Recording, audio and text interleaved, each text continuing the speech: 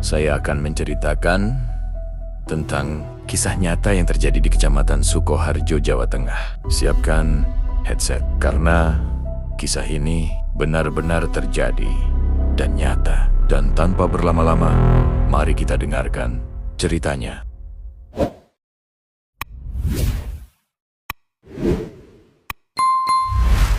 Hari itu, langit di atas Sukoharjo berwarna jingga lembut, tanda matahari akan segera beristirahat. Aku, yang masih berumur 10 tahun, duduk diselipkan di antara tubuh hangat ibu dan punggung kokoh pamanku di atas motor tua yang senantiasa bergemetar. Perjalanan kami menuju desa Majasto, kampung halaman Mbah Puyut, biasanya terasa menyenangkan. Tapi hari ini rasanya berbeda. Angin senja yang biasanya ramah, kali ini membawa hawa dingin yang menusuk hingga ke tulang. Kabut tipis mulai menari-nari di atas hamparan sawah yang menghijau, membuat pemandangan yang indah jadi terasa sayu dan asing. Aku memeluk erat pinggang ibu, mencari kehangatan. Tiba-tiba, paman yang biasanya ceria memecah kesunyian. Suaranya rendah dan berat, seperti suara orang yang menahan sesuatu. Paman berbisik, tapi terdengar jelas di telinga. "Ibu, waspada, si Dimas dipegangi bau minyak wangi," katanya. Dia sangat senang dengan bau anak. Aku tidak mengerti apa arti bau minyak wangi atau bau, tapi yang kurasakan jelas. Genggaman ibu di pinggangku tiba-tiba menjadi keapasnya yang sebelumnya teratur, kini terdengar pendek dan tersendat. Udara di sekeliling kami seakan-akan menjadi lebih pekat, lebih berat, seolah kabut itu bukan lagi uap air, melainkan sesuatu yang hidup. Akhirnya, gapura kayu desa Majasto yang lapuk dan ditumbuhi lumut terlihat, sebuah penanda bahwa kami telah tiba. Saat motor kami perlahan melintas di bawahnya, sesuatu menangkap pandanganku. Di samping gapura itu berdiri seorang kakek-kakek, rambutnya seputih kapas yang belum tersentuh warna, terurai hingga ke bahunya. Ia mengenakan pakaian yang terlihat tua dan tidak lagi lazim, seperti pakaian orang dari zaman dulu. Namun, yang membuat jantungku berhenti berdetak adalah kakinya tidak menyentuh tanah. Ia melayang setinggi betis, dengan senyum lebar yang terpajang di wajahnya. Senyum itu tampak bersahabat, tapi matanya kosong dan hampa. Dengan gerakan lambat yang mengerikan, dia mulai melayang mengejar motor kami. Tangannya yang keriput terulur, jari-jarinya yang panjang mengarah tepat ke tanganku. Dengan naluri polos seorang anak yang diajari untuk menghormati orang tua, dan tanpa pikir panjang, aku mengulurkan tanganku. Kupikir ia hanya ingin bersalaman. Aku dengan suara kecil dan sopan, "Permisi, Kek." Seketika, sebelum jari kami bersentuhan, sebuah kekuatan tak terlihat yang dahsyat menghantam motor kami. Ban depan terpelanting, dan kami bertiga terhempas ke jalan beraspal yang licin dan sama sekali mulus. Tidak ada batu, tidak ada lubang, tidak ada opo-opa yang bisa menyebabkan kami jatuh. Dengung di telinga, rasa sakit yang tajam di siku, dan ketakutan yang membekukan darah. Pamanku, dengan gerakan gesit yang tidak terduga, langsung bangkit. Dia menarikku dengan kuat, mendudukkanku di tepi jalan, lalu segera membalikkan badan. Dia tidak memandangku atau ibu, tapi ke arah sosok kakek tadi, yang kini berdiri atau lebih tepatnya, melayang beberapa langkah di depan kami. Pamanku membungkuk dalam-dalam. Tangannya menyatu dalam gestur permohonan. Paman suaranya bergetar, tapi penuh dengan wibawa dan kepasrahan. "Maaf, Mbah. Ampun diganggu. Bocah ini turunane wong kene, maaf, Mbah. Jangan diganggu. Bocah ini keturunan orang sini." Sosok kakek itu berhenti. Senyumnya yang lebar perlahan-lahan berubah menjadi semacam energi yang tidak wajar, memamerkan barisan gigi yang tak terlihat jelas. Ekspresi itu bukan lagi ramah, melainkan sebuah peringatan, sebuah pengakuan. Lalu, tubuhnya mulai memudar, dari kaki hingga ke kepala, seperti asap yang ditiup angin, menghilang tanpa suara ke dalam kabut senja. Aku terduduk diam, tubuhku masih gemetar. Di pergelangan tangan yang sempat kuulurkan tadi, terasa bekas hawa dingin yang menggigit. Seperti bekas genggaman dari balik es. Paman menoleh padaku. Matanya penuh dengan sesuatu yang belum pernah kulihat sebelumnya. Campuran rasa kasihan, takut, dan sebuah penerimaan akan sesuatu yang tak terelakkan. Paman membantu ibu berdiri. Ayo, dia sudah tahu kita datang. Dan kami melanjutkan perjalanan ke rumah Mbah Buyut. Dengan ketakutan baru yang kini bersemayam di hati kami. Dan sebuah keyakinan bahwa perjumpaan itu bukanlah sebuah kecelakaan, melainkan sebuah sambutan, sebuah peringatan. Dia sudah tahu kita datang. Kalimat paman itu masih menggantung di udara lembab ketika rumah Mbah Buyut akhirnya muncul dari balik rimbunnya pohon pisang. Dan rumah itu hidup, bukan hidup dalam arti ramai, melainkan hidup seperti makhluk tua yang sedang bernapas pelan. Kayu-kayunya yang reot bergerak-gerak lembut ditiup angin, seolah berkata-kata. Atap ijuknya yang melengkung seperti punggung nenek tua menaungi beranda yang gelap. Tapi yang paling menusuk adalah aromanya, campuran anyir kemenyan tua, bunga melati layu, dan tanah basah yang menusuk hidung. Seolah-olah rumah itu sendiri memiliki napas. Ibu turun dari motor. Tangannya masih terasa dingin ketika menggandengku. Ibu suara berbisik, tegas seperti pisau. Nak, dari sekarang, jaga mulutmu. Di sini, satu kata yang salah bisa berarti undangan. Aku hanya bisa mengangguk. Tenggorokanku terasa kering. Pamanku sudah berdiri di depan pintu kayu yang lapuk, mengambil napas dalam-dalam sebelum mengetuk 3 kali dengan pola aneh. Pintu terbuka dengan sendirinya, tanpa ada yang membukanya dari dalam. Ruangan di depan kami gelap gulita. Hanya diterangi sedikit sinar senja yang menyusup dari sela-sela dinding. Kami duduk di kursi kayu yang keras. Suasana hening mencekam. Hanya diselingi derik rumah yang sesekali berbunyi. Tiba-tiba, dari sebuah kamar di ujung lorong, terdengar suara Mbah Buyut yang parau dan sangat tua. Suara Mbah Buyut dari kamar. Sari, anakku, kemarilah. Ibu yang kupanggil Sari langsung bangkit. Tapi di saat yang bersamaan, dari arah dapur yang berlawanan, sebuah gerakan menangkap mataku. Aku memicingkan mata. Sosok Mbah Buyut dengan baju luriknya yang sama terlihat berlari dengan lincahnya melewati pintu dapur. Tubuhnya yang seharusnya renta dan bongkok kini tegak dan gesit seperti anak muda. Dia melesat begitu cepat dan menghilang ke balik dinding. Aku membeku. Rasanya seperti ditampar. Aku melihat ke arah kamar, lalu kembali ke arah dapur. Aku berbisik gemetar pada ibu.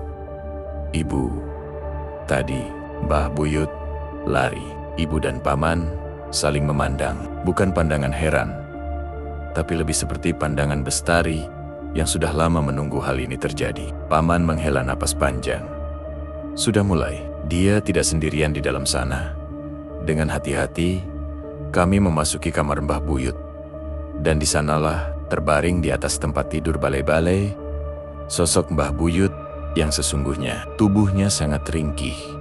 Kulitnya keriput seperti kertas yang dihimpit waktu, dan napasnya terdengar tersendat-sendat. Ini sangat bertolak belakang dengan sosok yang tadi kulihat berlari di dapur. Matanya yang pudar terbuka perlahan, menatapku. Mbah Buyut, suaranya seperti gesekan daun kering. Kemarilah, cucu. Aku mendekat dengan langkah gontai.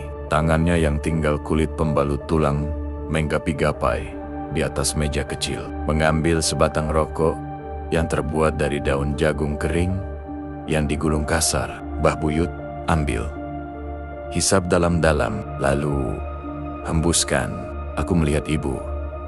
Dia mengangguk pelan. Matanya berkaca-kaca. Dengan tangan gemetar, aku mengambilnya. Saat kuhisap, asapnya tidak panas seperti asap rokok biasa, melainkan dingin seperti es yang menyebar di paru-paru. Kepalaku langsung pusing, tapi anehnya, panca indraku tiba-tiba menjadi sangat tajam. Saat kuhembuskan asap putih itu, dunia di sekelilingku berubah. Segala sesuatu tampak lebih jelas, lebih terang, dan lebih penuh. Aku bisa melihat debu-debu yang menari di udara, dan setiap sudut ruangan yang gelap kini terlihat jelas. Lalu, pandanganku tertarik ke sudut kamar yang paling gelap.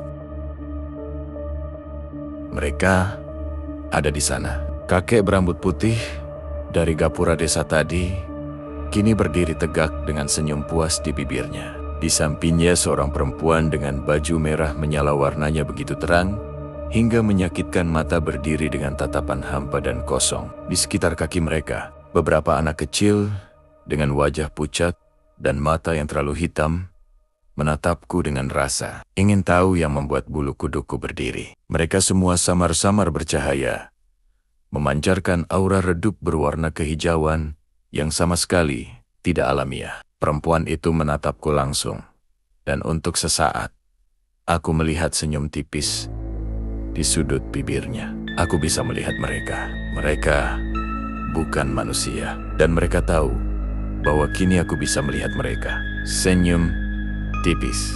Perempuan berbaju merah itu terpahat di benakku sepanjang perjalanan pulang. Aku duduk membeku di motor, tidak lagi memedulikan dinginnya angin malam. Pandanganku terus menerawang, seakan masih bisa melihat cahaya kehijauan dan kilatan merah itu di setiap sudut gelap yang kami lalui. Ibu memelukku erat, tapi pelukannya terasa berbeda, lemah dan penuh beban, seolah dialah yang butuh dilindungi. Beberapa hari setelah pulang dari Majasto, kabar duka tiba.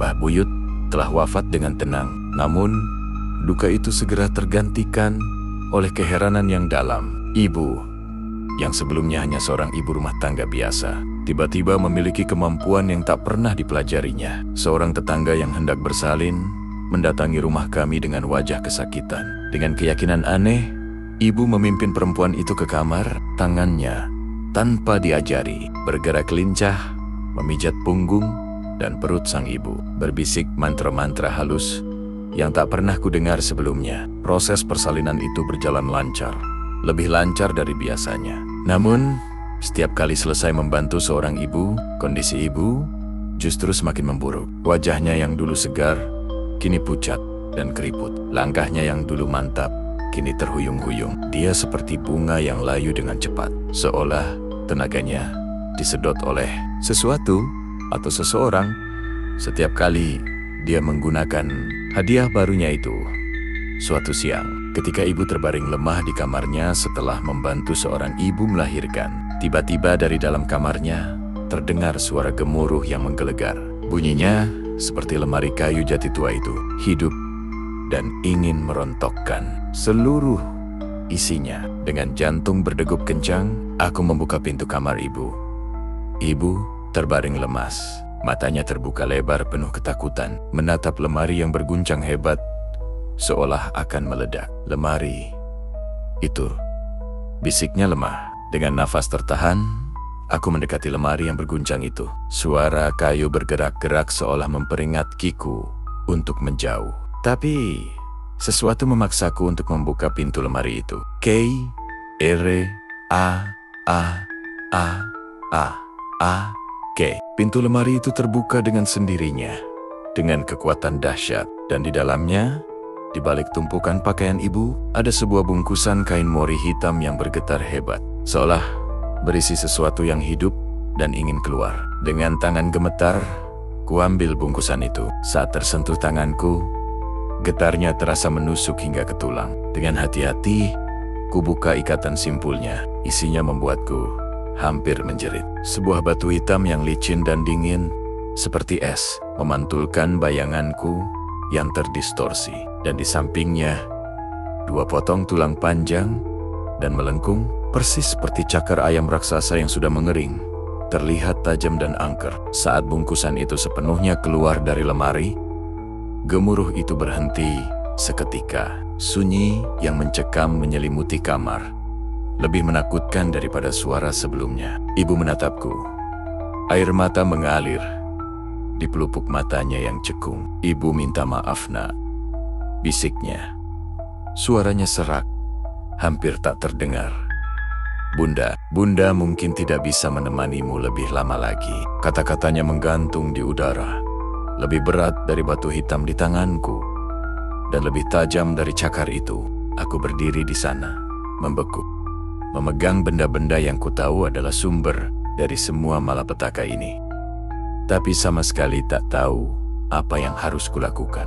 Bungkusan hitam berisi batu, dan cakar itu kutaruh di bawah tempat tidurku. Seolah-olah dengan menyembunyikannya, aku bisa menghentikan segala sesuatu yang terjadi. Tapi itu seperti berusaha menyembunyikan matahari dengan telapak tangan. Kondisi ibu semakin memburuk dari hari ke hari.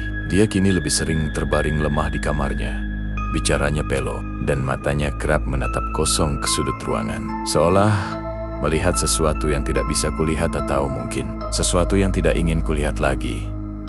Kemudian, pada suatu malam, aroma itu datang. Aroma anyir amis yang menusuk hidung, bercampur dengan wangi bunga melati yang terlalu menyengat dan tidak wajar. Seperti bunga yang mekar di atas kuburan. Aroma itu memenuhi seluruh rumah, berasal dari kamar ibu. Dadaku berdebar kencang. Dengan langkah gontai, kuputar kenop pintu kamarnya. Mereka ada di sana. Ketiga sosok itu, kakek putih, perempuan merah, dan anak-anak kecil, kini berdiri mengelilingi ranjang ibu. Tapi kali ini, aura mereka berbeda. Cahaya kehijauan mereka berkedip-kedip tidak stabil, dan wajah mereka yang biasanya datar, kini mencerminkan amarah yang mendidih. Perempuan merah itu menoleh padaku. Senyumnya yang dulu tipis, kini menjadi ekspresi geram yang membuat jiwa bergidik. Mereka meninggalkan ibu yang terkulai lemah dan mulai bergerak mendekatiku. Langkah mereka pelan, tapi penuh ancaman. Memaksaku mundur, hingga punggungku membentur dinding yang dingin. Aku terjebak. Ibu dengan suara parau, nyaris tak terdengar, namun memecah ketegangan. "Le, maaf."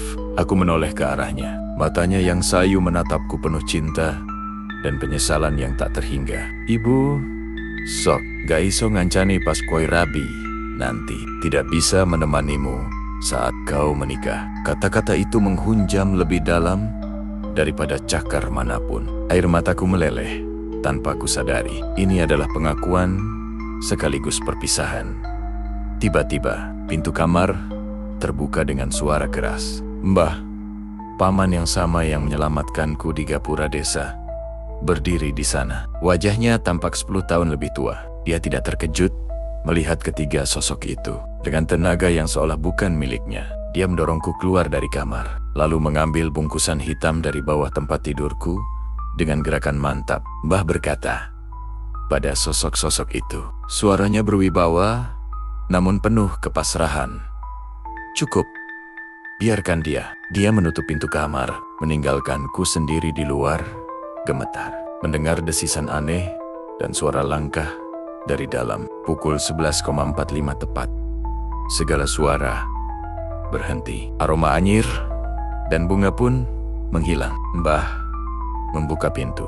Wajahnya hancur. "Dia sudah pergi," katanya singkat. Aku memasuki kamar. Ibu terbaring dengan wajah yang akhirnya damai. Dan untuk sesaat terakhir, sebelum mereka benar-benar menghilang, aku melihat tiga sosok itu berdiri di samping jenazah ibu. Bukan dengan wajah marah lagi, tapi dengan ekspresi puas. Lalu, seperti asap, mereka memudar dan lenyap. Mbah memegang pundakku.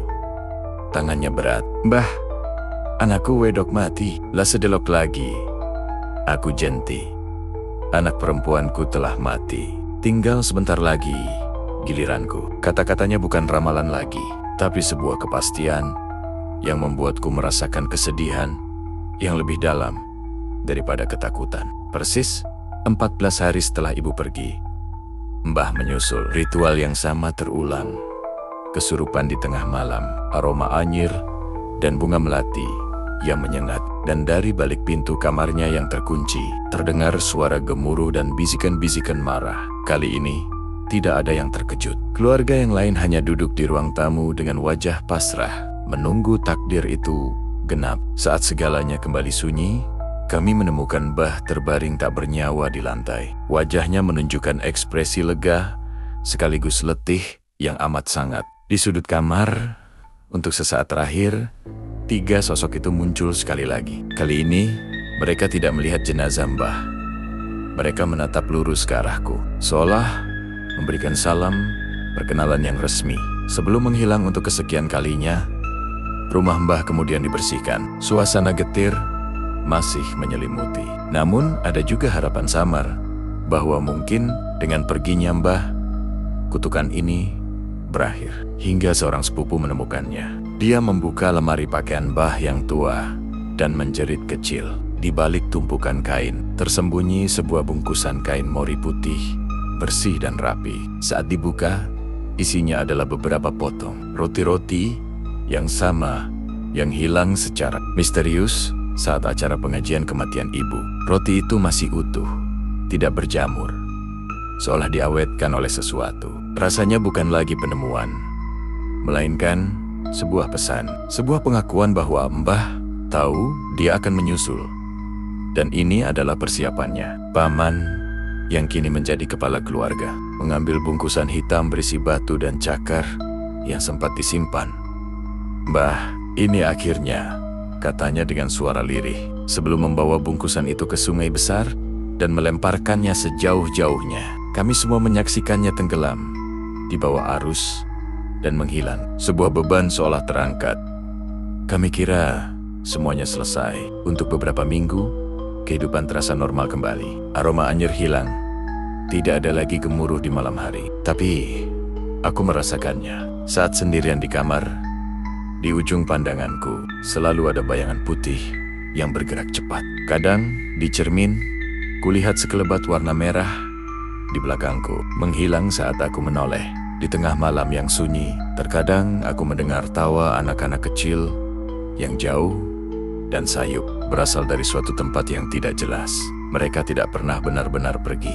Mereka hanya menunggu, mencariku, mengamatiku, menguji siapa yang pantas melanjutkan warisan keluarga sebagai penjaga mereka. Dan suatu malam, saat aku berdiri di depan jendela, memandang bulan purnama, aroma bunga melati yang samar tiba-tiba memenuhi kamarku. Di refleksi kaca jendela, dengan jelas, kulihat mereka bertiga berdiri tegak di belakangku. Perempuan merah itu tersenyum. Kali ini, bukan senyum marah atau ancaman, melainkan senyum pengakuan. Mereka sudah memilih, dan aku tahu, dalam hatiku yang paling dalam, bahwa lemari di kamarku suatu saat nanti juga akan mulai berguncang. Pengetahuan itu mengubah segalanya. Aku tidak lagi menjadi anak yang ketakutan setiap kali melihat bayangan, samar, atau mencium aroma melati di udara. Sebaliknya, sebuah ketenangan aneh menyelimutiku seperti seorang tahanan yang akhirnya menerima vonisnya. Aku mulai memperhatikan hal-hal kecil. Bagaimana tanaman di halaman rumah layu di satu sudut tertentu. Bagaimana biureng-biureng enggan berkicau di pagi hari. Dan bagaimana anak-anak kecil tetangga tiba-tiba menangis histeris saat mataku tak sengaja menatap mereka. Pamanku, satu-satunya kerabat yang memahami, memanggilku suatu sore. Matanya merah. "Paman, mereka tidak akan pergi, nak. Warisan ini harus ada yang menerima." Tapi ibu dan Mbah, mereka tidak kuat. Suaranya bergetar. "Kau masih terlalu kecil." Tapi kita semua tahu, usia tidak penting bagi mereka. Itu terjadi pada suatu Jumat malam. Aku terbangun karena suara gemerisik lembut, seperti kertas dibuka-buka. Bunyi itu berasal dari bawah tempat tidurku, dari sebuah kotak kayu tua tempat aku menyimpan buku gambar masa kecilku. Dengan jantung berdebar, ku ambil kotak itu. Isinya bukan lagi buku gambarku. Di dalamnya terbungkus rapi dengan kain mori putih. Tergeletak sebatang rokok dari daun jagung kering, persis seperti yang diberikan Mbah Buyut dulu. Aroma kemenyan tua yang samar menyertainya. Tidak ada angin, tidak ada orang di kamarku. Ini adalah pemberian, sebuah undangan. Tanganku gemetar memegangnya. Aku teringat kata-kata terakhir ibuku. "Ibu tidak bisa menemani dan melihat kamu menikah nanti." Dan kata-kata Mbah, "Baiklah, Mbah, akan pergi juga sebentar lagi. Sebuah keputusan besar lahir dalam diam. Aku tidak menyalahkannya. Aku hanya duduk di lantai, memegang batang daun jagung itu erat-erat. Mataku terpejam. Kumohon dalam hati, pada ibu, pada mbah, pada siapapun yang mendengar. Aku tidak mau seperti kalian. Aku tidak mau lemah dan pergi. Jika ini takdirku, biarlah aku yang mengendalikan mereka, bukan mereka yang mengendalikanku. Lalu, untuk pertama kalinya sejak semua ini mulai, aku memanggil mereka. Tidak dengan suara, tapi dengan niat. Aku memusatkan seluruh pikiran pada bayangan kakek putih, perempuan merah, dan anak-anak kecil itu. Aku memvisualisasikan mereka berdiri di hadapanku, dan mereka datang. Mereka muncul perlahan dari bayangan satu persatu. Cahaya kehijauan mereka redup. Wajah mereka tidak lagi marah atau menyeringai, tapi penuh perhatian. Perempuan merah itu mendekat. Wajahnya hanya berjarak sejengkal dari wajahku. Aku tidak mundur. Aku menatap langsung ke matanya yang hampa, merasakan hawa dingin yang memancar dari tubuhnya. Aku berbisik. Suaraku lebih berani dari perasaanku. Aku penerusnya, tapi kita akan melakukannya dengan caraku. Perempuan itu mengulurkan tangannya, bukan untuk meraih, tapi seolah menawarkan sesuatu. Sebuah gambaran kilat muncul di kepalaku. Seorang ibu muda yang sedang kesakitan memanggil-manggil namaku. Boa tu gas. Kakek putih itu mengangguk pelan.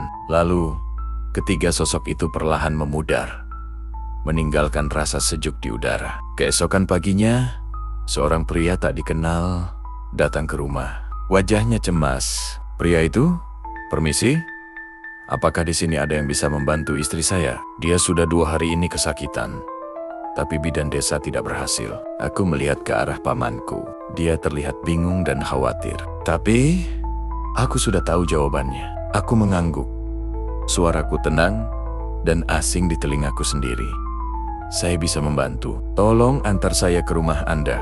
Saat aku berjalan keluar rumah, melewati paman yang terpana, aku merasakan sesuatu yang berbeda. Di balik pintu, dalam bayangan yang hanya bisa kulihat, berdiri 3 sosok penjagaku. Bukan lagi sebagai algojo, tapi sebagai pengawal. Warisan itu telah resmi menjadi milikku, dan lemari di kamarku tidak akan pernah berguncang lagi, karena kini aku yang memegang kuncinya. Rumah pria itu kecil dan gelap, dipenuhi aroma ketakutan dan keringat. Perempuan muda itu terbaring di balik kelambu, wajahnya pucat membiru. Tangannya mencengkeram sprei hingga kuku-kukunya putih. Suara rintihannya menyayat hati.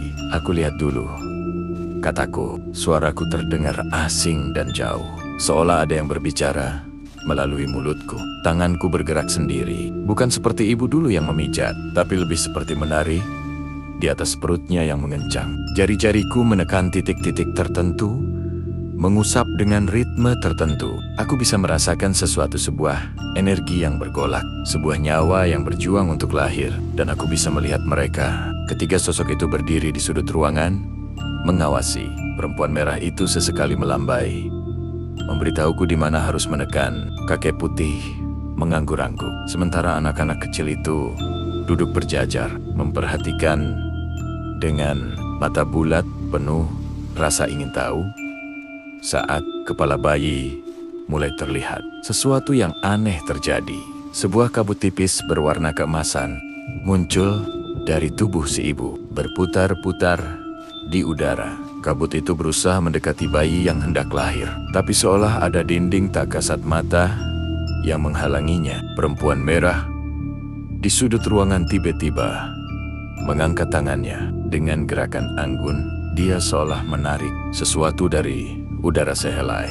Benang perak yang hampir putus dan menyambungkannya kembali ke kabut keemasan itu. Lalu, dengan lembut, dia mendorong kabut itu kembali ke arah bayi yang sedang lahir.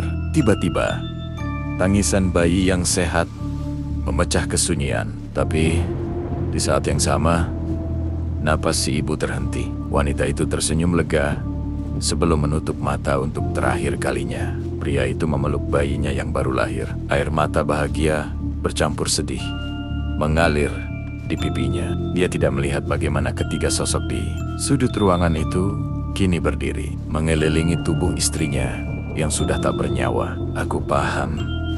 Sekarang, ini bukan tentang menyelamatkan ibu dan bayi. Ini tentang keseimbangan. Setiap nyawa yang datang, harus ada yang pergi. Warisan keluarga kami bukan hanya tentang membantu kelahiran, tapi tentang menjadi penjaga gerbang antara kehidupan dan kematian. Perempuan merah itu menoleh padaku. Untuk pertama kalinya, ekspresinya tidak hampa. Ada sedikit rasa bangga di matanya yang gelap. Lalu, ketiga sosok itu perlahan memudar, membawa serta sesuatu yang berbentuk seperti bayangan dari tubuh wanita yang telah meninggal itu.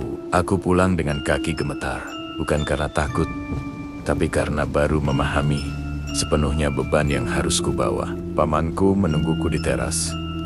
Wajahnya penuh tanya. Berasil? Berasil?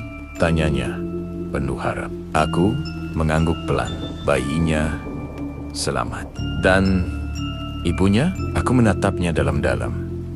Dan dia memahami tanpa perlu kujelaskan. Air mata menggenang di matanya. Mereka tidak pernah bilang bahwa untuk memberi kehidupan, kita harus mengambilnya dari tempat lain, bisikku. Pamanku menarik napas dalam. Mereka juga tidak pernah bilang bahwa kita bisa menolak. Malam itu, di kamarku, aroma melati dan anyir tercium samar. Tapi kali ini aromanya terasa seperti pengakuan, sebuah penyambutan resmi ke dalam dunia yang tak pernah kupilih. Tapi yang kini harus kujalani. Aku membuka laci, mengambil selembar kertas, dan mulai mencatat. Kelahiran di rumah pria tadi adalah yang pertama dalam catatanku. Aku yakin akan ada banyak lagi yang menyusul. Dan untuk setiap tangisan bayi yang kudengar, akan ada pula derai tangis kepergian yang harus kutanggung. Buku catatan kecil yang kubeli di warung itu kini mulai terisi. Setiap halaman adalah sebuah kisah. Nama ibu, nama bayi, tanggal dan waktu, dan sebuah tanda centang di kolom terakhir tanda bahwa ada harga yang telah dibayar. Aku belajar memahami pola mereka. Ketiga sosok itu tidak selalu mengambil nyawa ibu. Terkadang, beberapa hari setelah sebuah kelahiran, seorang kakek tua di ujung desa akan meninggal dalam tidurnya. Atau seorang pemuda yang sehat tiba-tiba terjatuh di sawah. Selalu ada keseimbangan. Aku juga mengembangkan ritualku sendiri. Sebelum menolong sebuah persalinan, aku akan duduk tenang, memegang batu halus yang kudapat dari sungai, dan memanggil mereka. Tidak dengan rasa takut, tapi dengan rasa hormat seperti rekan kerja dari dunia yang berbeda. Suatu petang, seorang lelaki tergopoh-gopoh datang. Istrinya, katanya, sudah 2 hari mencoba melahirkan. Mereka sudah memanggil dukun bayi desa, tapi tidak berhasil. Katanya, anaknya terbalik. Ujarnya. Napasnya tersengal. Saat tiba di rumahnya, kudapati dukun bayi desa Embasari masih berada di sana. Perempuan tua itu menatapku dengan pandangan tidak suka. Mana mungkin anak kecil sepertimu bisa menolong kalau aku sudah menyerah? Gerutnya. Tapi saat kudekati si ibu, aku langsung merasakan masalahnya. Ada energi lain di ruangan. Itu sebuah kehadiran asing yang berusaha menghalangi kelahiran ini. Bukan mereka bertiga, tapi sesuatu yang lebih jahat. Ketiga, sosokku muncul di sampingku. Perempuan merah itu mendesis. Matanya menyala dengan amarah. Kakek putih mengangkat tangannya. Dan tiba-tiba bayangan di sudut ruangan bergerak. Sesuatu yang hitam dan berbulu merayap keluar. Lalu menghilang dengan suara teriakan yang teredam. Mbak Sari terperanjat. Matanya terbuka lebar. Dia bisa merasakan sesuatu, meski mungkin tidak melihatnya sejelas aku. Kamu membawa mereka? Bisiknya takut. Aku tidak menjawab. Tanganku sudah bekerja, mengikuti petunjuk tak kasat mata dari para penunjuk jalanku. Kali ini, kedua nyawa ibu dan bayi diselamatkan. Tapi Dari jendela, kulihat burung-burung di pohon mati berguguran satu persatu. Malamnya, ketiga sosok itu menungguku di kamar. Untuk pertama kalinya, mereka tidak langsung menghilang. Perempuan merah itu mendekat, dan untuk pertama kalinya, dia menyentuhku. Jarinya yang dingin menyentuh dahiku. Sebuah vision menerpaku.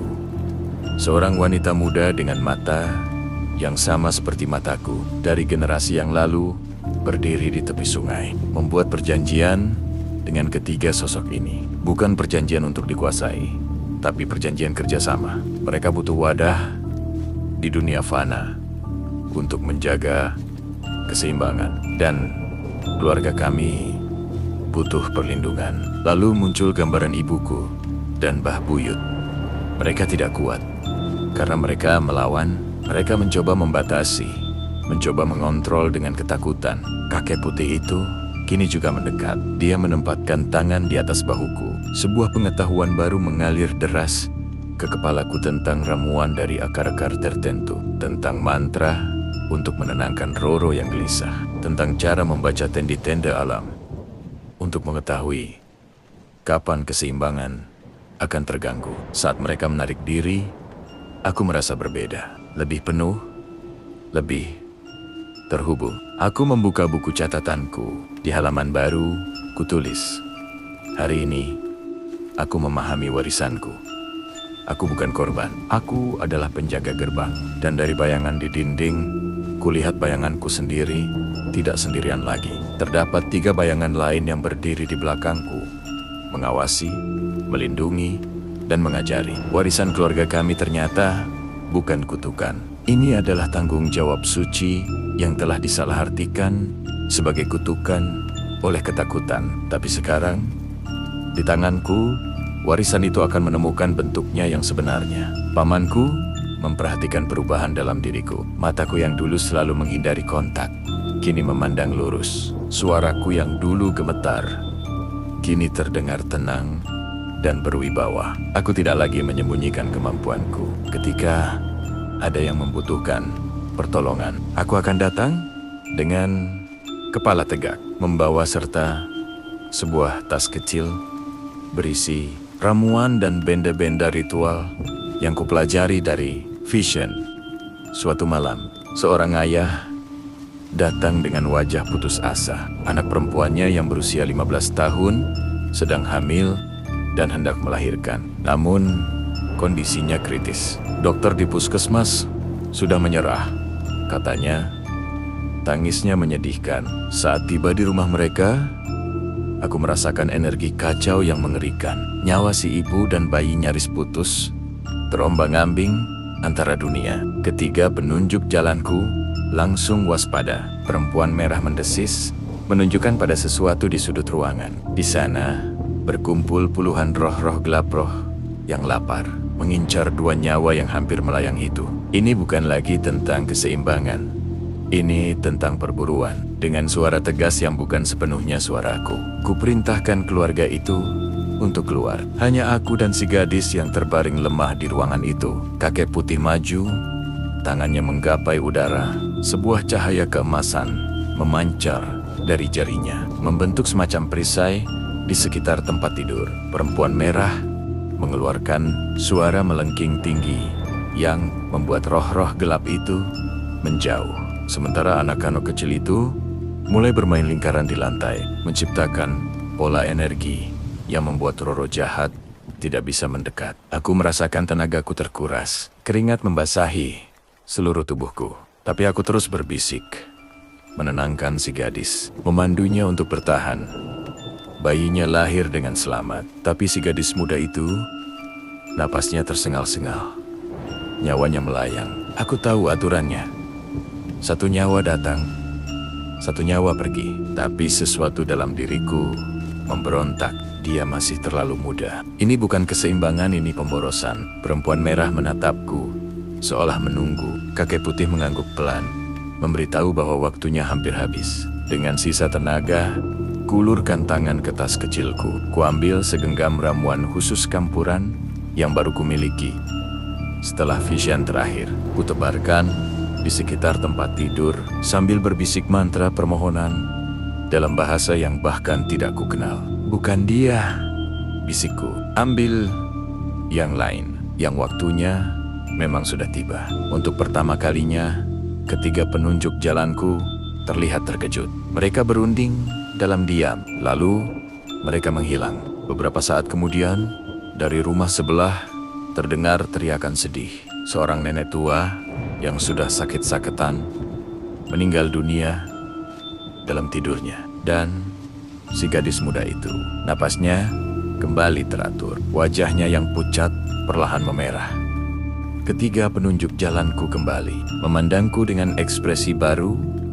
Rasa hormat, perempuan merah itu mendekat, menyentuh bahuku. Sebuah gambar muncul di pikiranku. Wanita dengan mataku dari generasi-generasi sebelumnya. Semua tunduk pada aturan yang ada. Tidak ada yang berani menawar. Hari ini, aku telah mengubahnya. Kakek putih memberiku sebuah benda, sebuah batu kecil berwarna perak yang dingin. Batu itu, kusadari, adalah simbol. Sebuah pengakuan bahwa aku bukan lagi sekadar penerus, tapi mitra sejati mereka. Pulang ke rumah, kulihat bayanganku di cermin. 3 bayangan di belakangku kini tidak lagi mengawasi, tapi berdiri setara. Mereka adalah penjaga, dan aku adalah tangan mereka di dunia fana. Kubuka buku catatanku. Di halaman baru, kutulis, "Hari ini kita belajar bernegosiasi. Keseimbangan tetap terjaga, tapi belas kasih masih mungkin." Dan untuk pertama kalinya, sejak semua ini dimulai, aku tersenyum. Aku telah menemukan jalanku sendiri dalam warisan keluarga ini. Aku bukan korban, bukan pengikut, tapi sang penjaga keseimbangan yang sejati. Ketenangan baru menyelimuti hidupku. Ketiga penunjuk jalanku tidak lagi menjadi bayangan menakutkan, melainkan teman sekerja yang diam. Mereka hadir dalam kesederhanaan.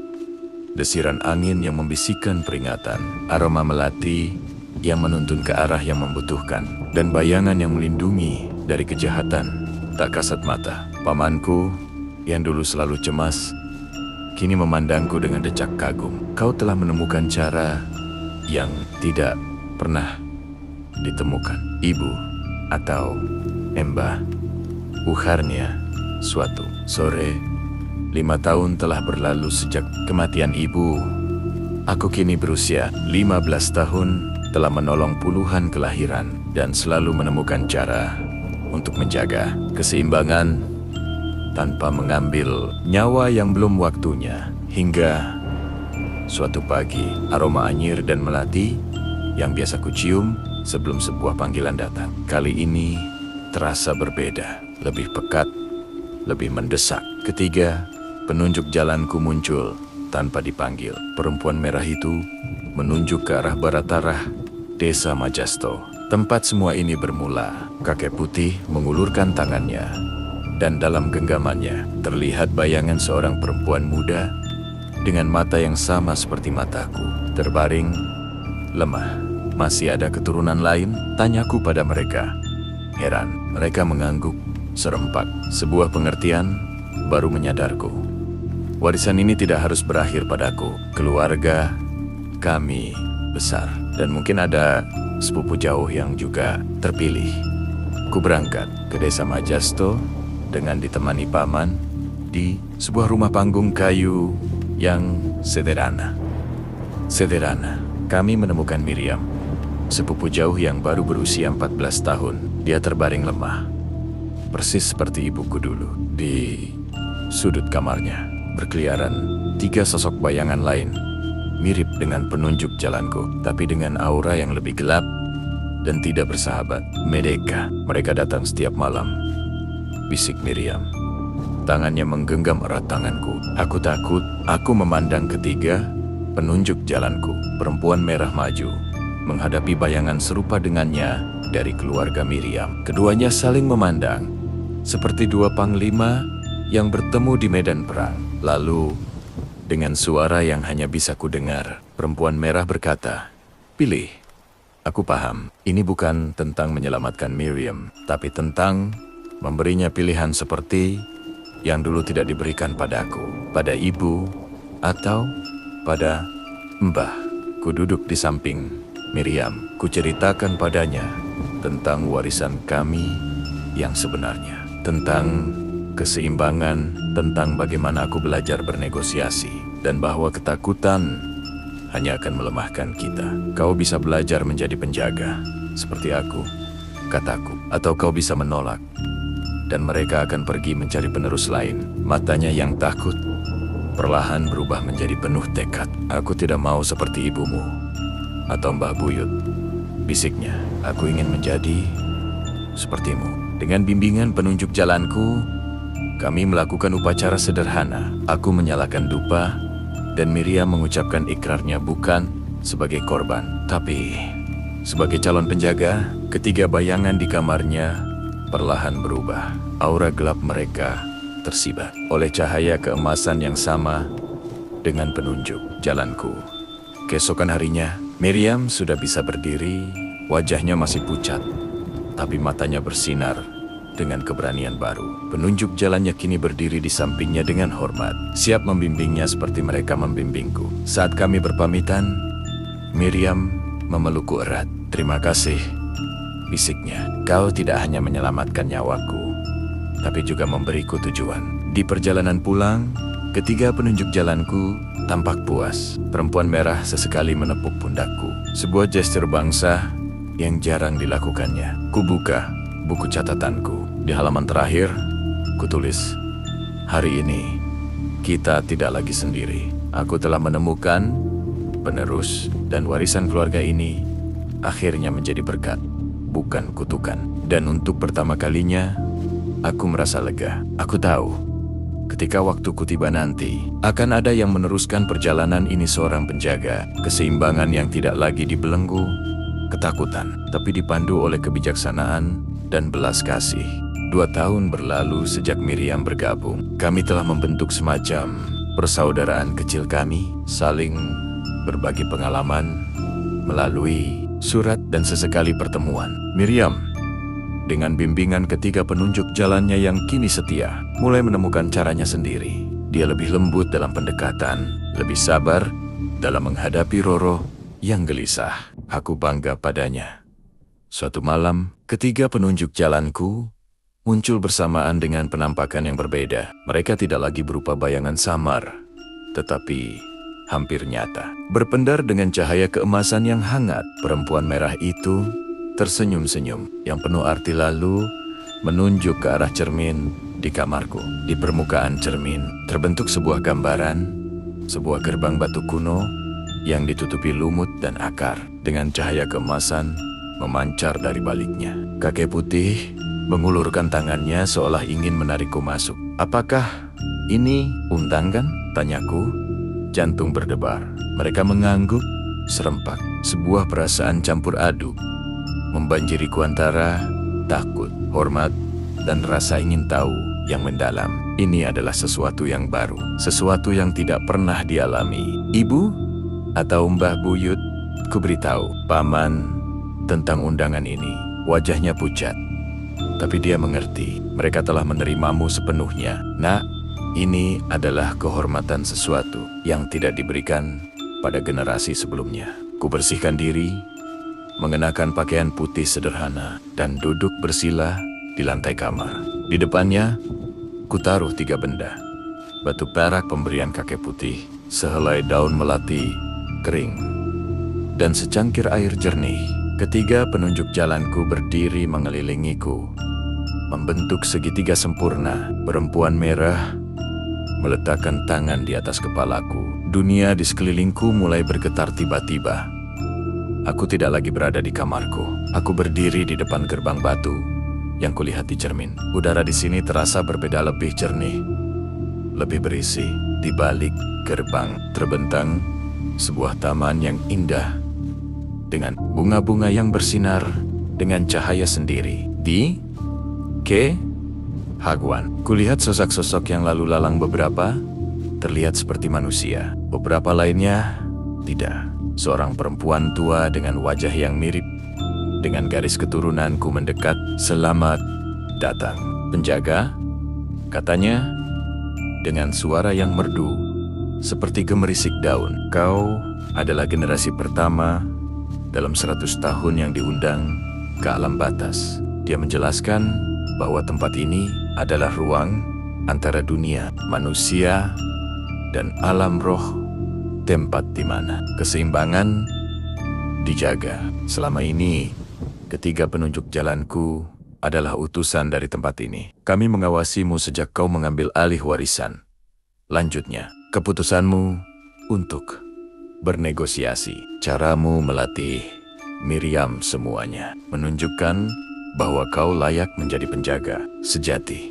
Perempuan tua itu membawaku ke sebuah ruangan yang dipenuhi dengan buku-buku yang terbuat dari cahaya. Di sana, dia mengajarku rahasia-rahasia yang lebih dalam. Bagaimana membaca benang takdir, bagaimana membantu Roro yang tersesat, bahkan bagaimana menyembuhkan luka di antara dunia. Tugasmu tidak hanya menjaga keseimbangan kelahiran dan kematian, katanya, tapi juga menjadi jembatan antara kedua dunia. Saat pelajaran usai, dia memberiku sebuah kalung dengan liontan batu yang sama dengan batu perak pemberian kakek putih. Ini akan melindungimu dan memberimu akses untuk datang ke sini ketika dibutuhkan.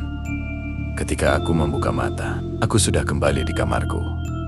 Matahari pagi mulai menyingsing. Di leherku tergantung kalung batu perak. Ketiga penunjuk jalanku masih berdiri di sekelilingku, tapi kini dengan cahaya yang lebih terang. Paman mengetuk pintu. Ada yang membutuhkan pertolongan, nak. Seorang ibu hendak melahirkan, tapi ada masalah. Aku tersenyum. Untuk pertama kalinya, aku tidak hanya merasa siap menghadapi masalah di dunia manusia, tapi juga memahami peran besarku dalam kosmos yang lebih luas. Aku datang, kataku, menyentuh kalung di leherku. Aku kini bukan hanya penjaga keseimbangan, tapi juga penjaga gerbang sebuah tanggung jawab yang kuterima dengan hati terbuka. Tahun-tahun berlalu seperti aliran sungai yang tenang. Aku telah tumbuh dewasa. Rambutku mulai dihiasi uban, meski usia masih relatif muda. Setiap helai putih adalah kenangan akan sebuah kehidupan yang kuselamatkan, sebuah jiwa yang kutuntun pulang. Kalung batu perak di leherku tak pernah lepas, menjadi saksi bisu perjalananku antara dua dunia. Miriam kini telah menjadi penjaga yang matang. Suatu sore, dia datang dengan seorang gadis remaja yang wajahnya pucat, namun matanya berisi tekad. Ini Sari, cucu sepupu kita, kata Miriam. Dia mulai melihat mereka. Sari menatapku dengan takut sekaligus kagum. Di belakangnya, kulihat tiga bayangan samar mulai terbentuk. Penunjuk jalan barunya masih dalam tahap pengenalan. Jangan takut, kataku sambil menyentuh pundaknya. Mereka adalah pemandu, bukan algojo. Ku hapus kalung batu periku dan mengenakannya di leher Sari. Ini akan membantumu memahami mereka. Suatu malam, ketiga penunjuk jalanku muncul dalam wujud yang paling terang. Sejak pertama kali aku melihat mereka, perempuan merah itu tersenyum lembut. Matanya berisi kebanggaan. Kakek putih mengulurkan kedua tangannya, sementara anak-anak kecil itu membawa semacam mahkota dari cahaya. Aku paham, waktuku telah tiba. Bukan waktunya mati seperti ibu atau mbah, tapi waktuku untuk berpindah sepenuhnya ke alam batas, untuk menjadi bagian abadi dari keseimbangan yang selama ini kujaga. Kukumpulkan Miriam, Sari, dan beberapa penerus lainnya yang telah kami latih di rumah kayu yang sama, tempat dulu Mbah Buyut memberiku penglihatan pertama. Kami duduk melingkar. Malam ini, aku akan pergi, kataku tenang. Bukan untuk mati, tapi untuk mengambil tempatku di alam batas. Tangis mereka tidak bisa disembunyikan, tapi aku tersenyum. Ini adalah kehormatan tertinggi. Aku akan menjaga kalian dari sisi lain gerbang. Kuberikan pada Miriam buku catatanku yang telah penuh. Setiap halaman berisi pelajaran, setiap kata berisi kebijaksanaan. Jagalah keseimbangan dengan bijak. Ajari mereka untuk tidak takut. Ketika bulan mencapai puncak langit, aku berdiri di tengah rumah, dikelilingi oleh semua penerus warisan keluarga. Ketiga penunjuk jalanku berdiri di sekelilingku. Cahaya mereka semakin terang hingga memenuhi seluruh ruangan. Perempuan merah memelukku. Untuk pertama kali, sentuhannya terasa hangat. "Terima kasih telah mengembalikan martabat kami," bisiknya. Kakek putih menempatkan mahkota cahaya di atas kepalaku. Dunia di sekelilingku mulai memudar. Wajah-wajah para penerus mulai samar. Tapi cinta dan hormat di mata mereka akan tetap kukenang selamanya. Ketika mataku terbuka kembali, aku telah berada di alam batas. Perempuan tua yang dulu menemuiku menyambut dengan pelukan hangat. "Selamat datang di rumah, penjaga abadi." Dari balik sebuah cermin raksasa, kulihat Miriam sedang membimbing Sari menangani persalinan pertama. Aku mengulurkan tangan, dan dari sisi alamku, kukirimkan kekuatan dan bimbingan. "Sari, berhasil." Dia menoleh ke arah cermin, dan untuk sesaat, mataku bertemu dengan matanya. Dia tersenyum, seolah tahu aku ada di sana. Kini, dari balik gerbang, aku terus mengawasi, membimbing, dan melindungi. Setiap kelahiran yang kawasi, setiap jiwa yang kutuntun, adalah bagian dari harmoni abadi. Warisan keluarga kami telah berubah dari kutukan yang menakutkan menjadi berkah yang abadi. Dan aku, dalam cahaya keabadian ini, akhirnya menemukan kedamaian, sejati menjadi penjaga yang tak pernah sendiri. Bagian dari keseimbangan semesta yang akan terus berlanjut melalui generasi-generasi penerus. Mereka tidak pernah benar-benar pergi. Mereka hanya kembali ke rumah. Dan kini, rumah itu adalah tempatku berada selamanya.